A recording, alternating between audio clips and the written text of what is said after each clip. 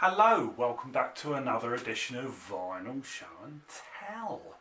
I hope we're all doing okay. So, first of all, little statement to my more regular viewers, the viewers that watch most of my videos and watch them to the end. You may remember me saying that I'm not going to buy any more records for a while. I really need to stop buying records.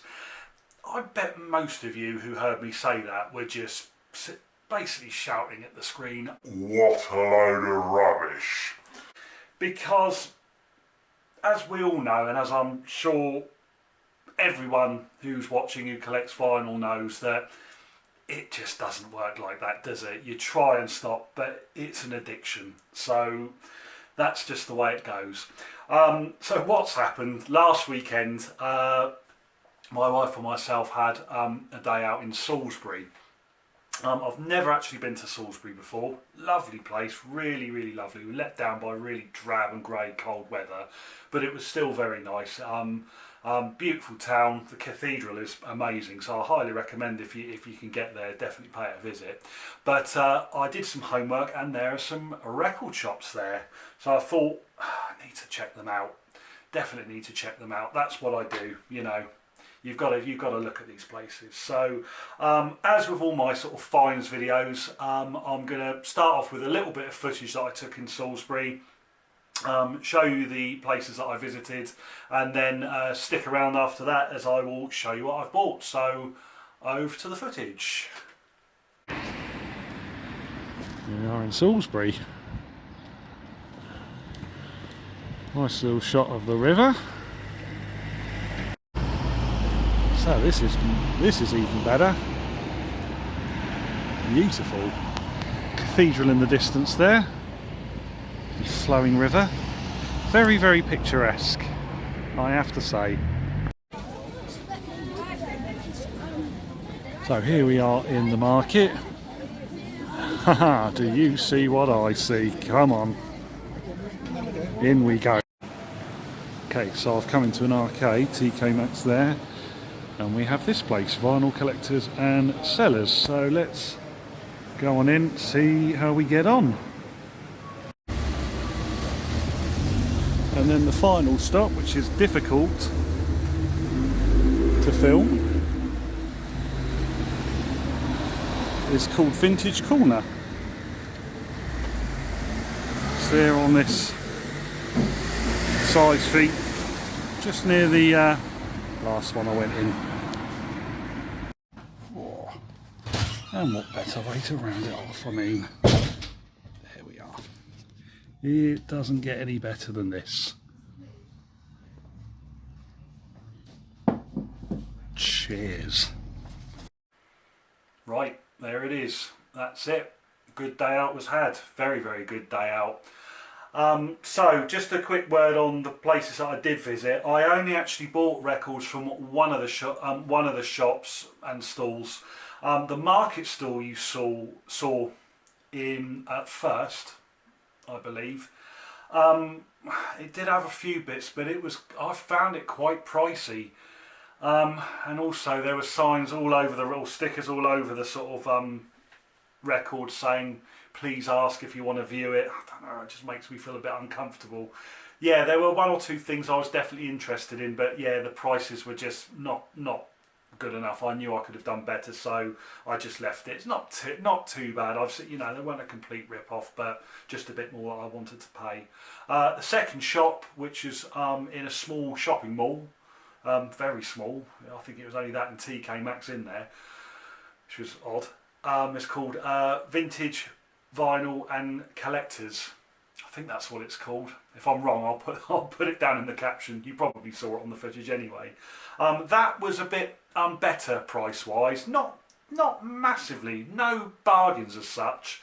But yeah, there were some interesting things to be had. But that happens sometimes. There was just nothing I wanted in there. They did have a good selection of things, but yeah, not an awful lot I wanted. So there were some bits there I thought were a little bit overpriced. I remember seeing some 80s Rod Stewart albums for £15 a go. I'm kind of like, well, no, these are you know, even £5 I consider them too much. Nothing against Rod Stewart. It's just what a record's worth. You know, you can't move from 80s Rod Stewart albums. They're just not worth £15. But there we go. The final shop that I visited, which you may have seen, albeit, you know, it was a little bit difficult to film because it was on a very narrow pavement. It's called Vintage Corner at number 5, and that was kind of primarily records, but they also sold some posters and other kind of retro and vintage things as well. It's a really good shop actually, very, very cosy, really nice atmosphere. The owner's very friendly. I couldn't stop long. I was in a bit of a rush to meet Mrs. Vinyl Show and Tell because she'd finished, yeah, it was very, very nice in there, very, very good, and I bought some records. So let's show you what we got. Now I only bought 4, so what I'm going to do is just to kind of flesh the video out a bit, I'm going to show you 3 others that I've recently bought on Discogs as well, just to show you some other purchases. But this is what I bought in Salisbury. Oh, before we get the records out, I got a free canvas bag. Nice bright orange canvas bag, perfect for records.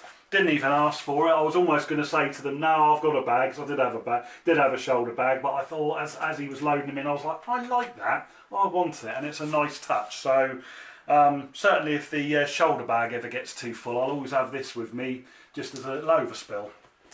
So that's a nice touch. All those things always help.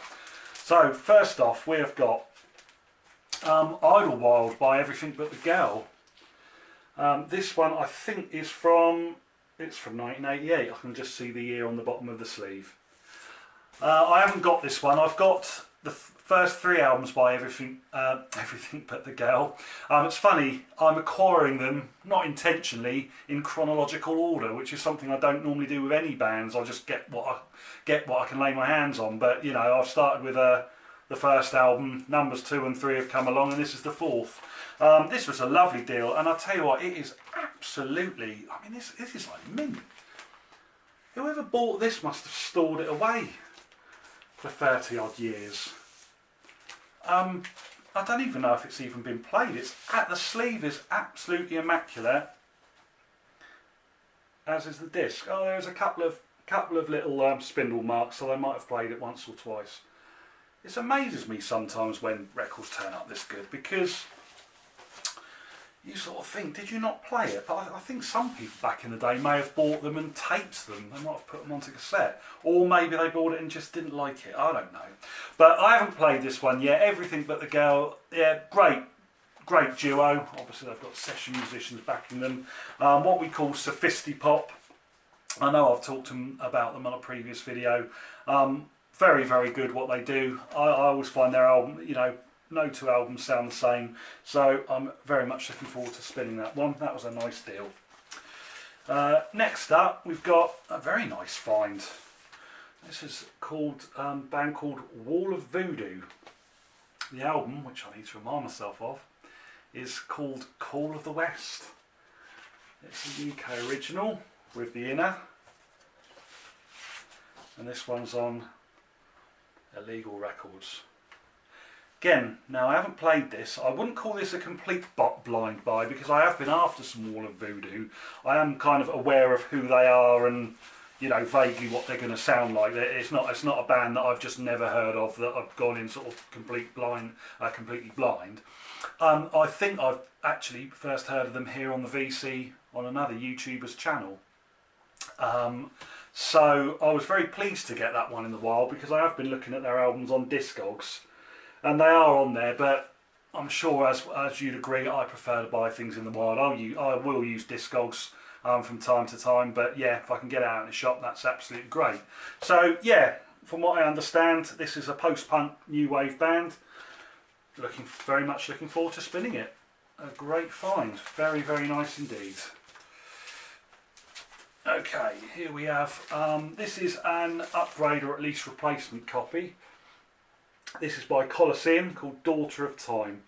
Now I've already got a copy of this. I've got a German original, but I'm a sucker for UK pressings, and this was in beautiful condition and for a very good price. It's on Vertigo. It is a second pressing, Now this is where it gets sort of nerdy.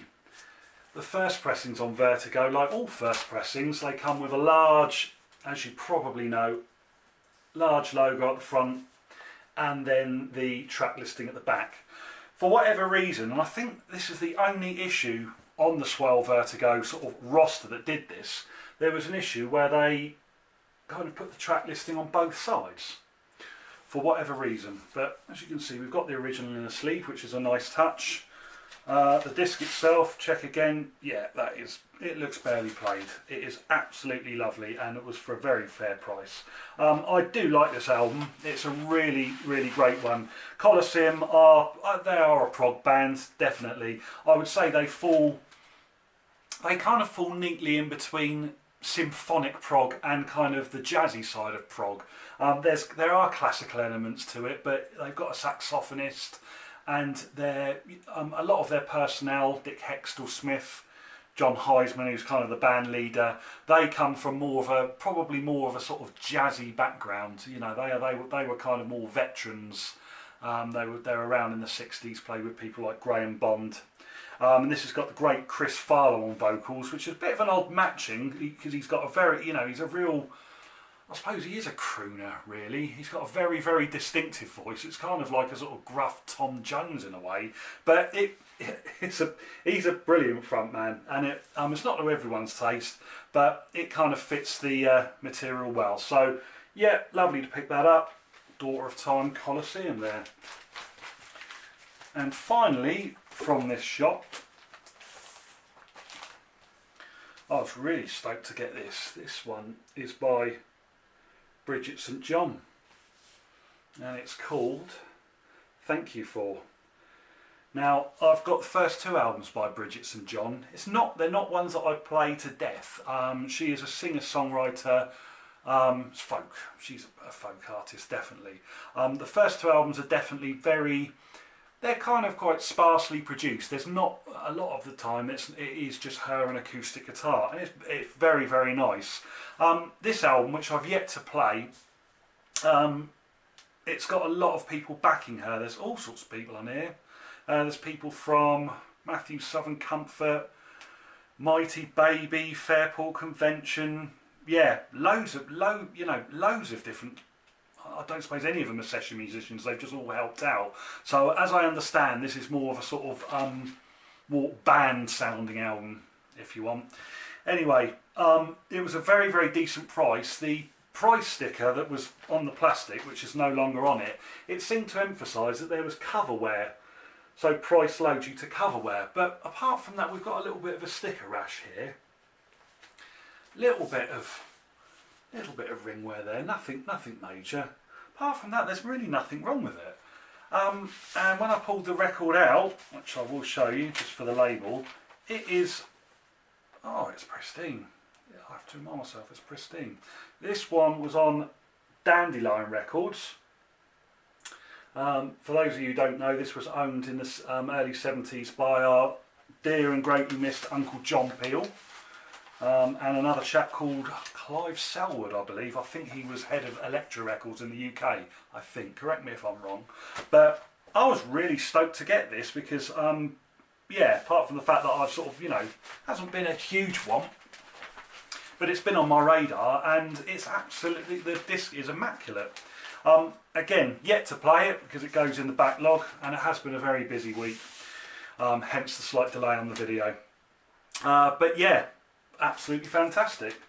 So just to flesh the video out rather than just show you 4 records, let me show you 3 others I got from Discogs over the last few weeks.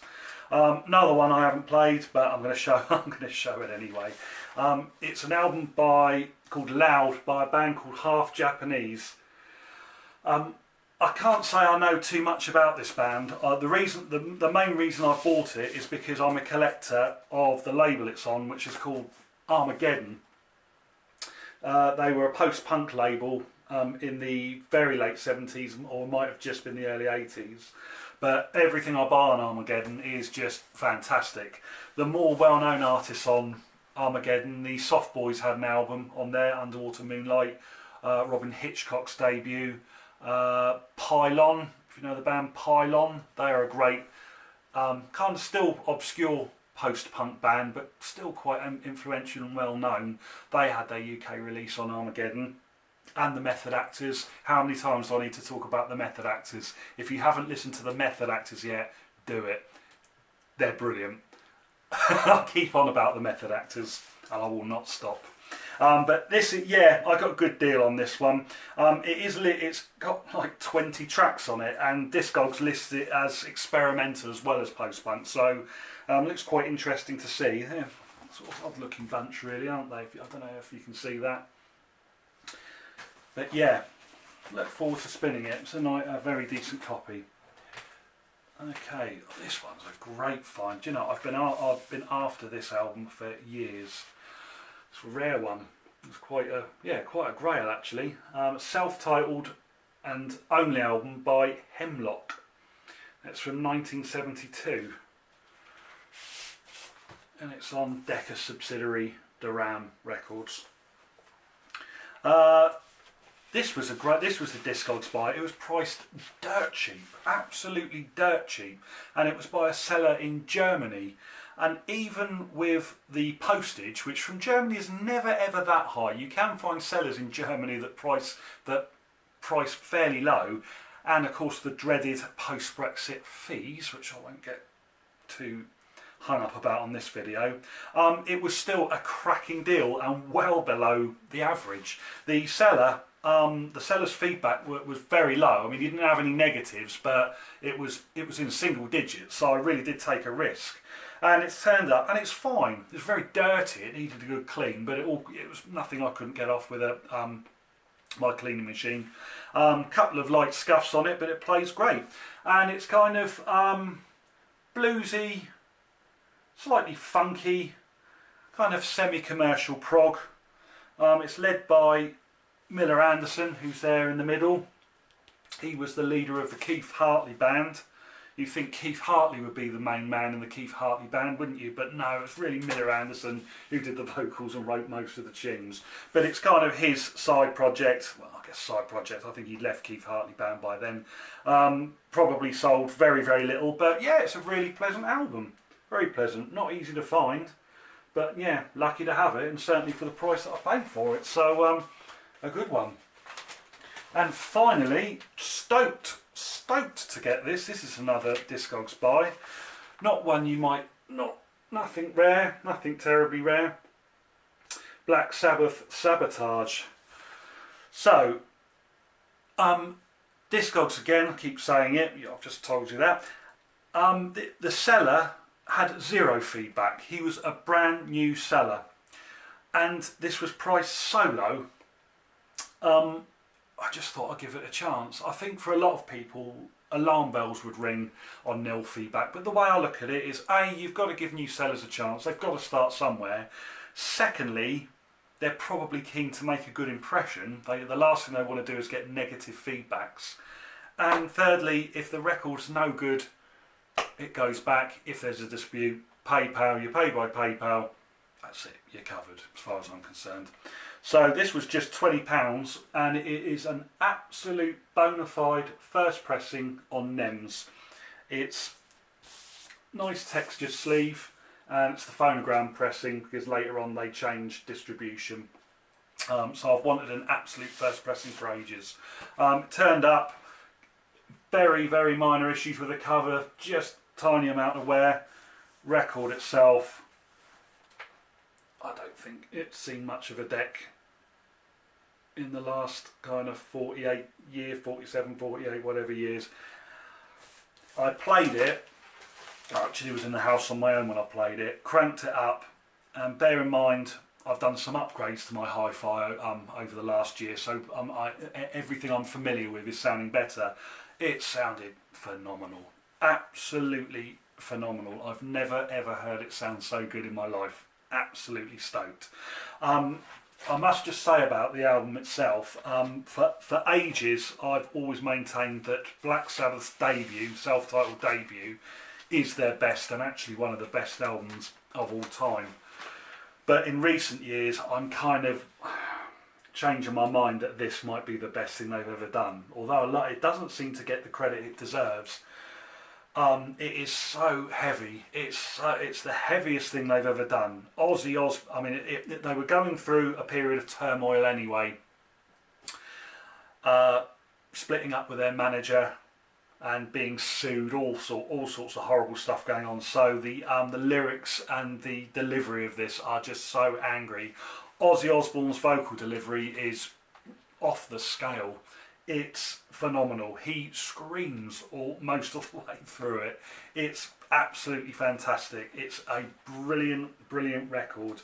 If you like Sabbath or have delved into Sabbath and gone for some of the earlier albums, like the first four, and haven't got this, this needs to be checked out. You have to hear this. It's fabulous. Unfortunately, it all started going a bit downhill after this. The following two albums of Ozzy are not a patch on what came before, and I've never really been interested in what follows. It's each their own, of course, but wonderful stuff, and just so chuffed to get a lovely original for so cheap. So there we are, done very well yet again. Just a quick mention, the pub footage that you saw, that I showed, if you're in Salisbury, it's called the New Inn. It's called the New Inn. It's possibly one of the nicest pubs I've ever been in. We, my wife and myself both agree on that. Absolutely beautiful. So it's just a little side note. If you're wondering where that pub was, it's called the New Inn. It's beautiful. Lovely wooden beams, roaring log fire in the winter. Absolutely fantastic. So there you have it. That's all. So I don't know when my next finds video will be. I keep saying, oh, I'm not going to buy any more for a while, I'm not going to do it. I mean, I haven't really got the money to do it for a little while, so I'll probably be going back to weekend spins in the near future. But yeah, there's a few finds there. Very, very pleased. Don't forget to subscribe. I'm getting lovely views and comments, but the subscribers have kind of waned a little bit. And it would be lovely if you could subscribe. If you like what you see, I'll be doing plenty of more videos in the future. So please comment, please like, all that. You know what to do. So that's all from me. So take care and see you again soon.